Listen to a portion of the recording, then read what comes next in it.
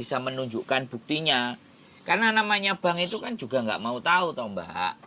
Kalau kita kejar anak itu di Indonesia.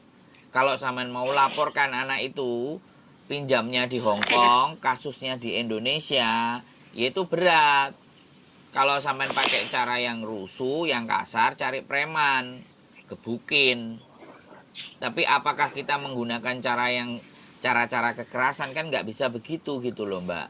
Karena terdaftar di situ nama sampean, yang pinjem sampean, yang tanda tangan sampean. Apakah benar seperti itu? Atau yang pinjem dia pakai data sampean dibawa ke situ dia sendiri tanpa ada sampean. Nah ini kan persoalannya itu di situ gitu loh, ngerti nggak? Ngerti. Nah, dan kalau kita laporan juga ke polisi, orangnya di Indonesia. Hong Kong pun tidak akan bisa mengadili ketika posisi orangnya itu di Indonesia. Jadi artinya dia itu membawa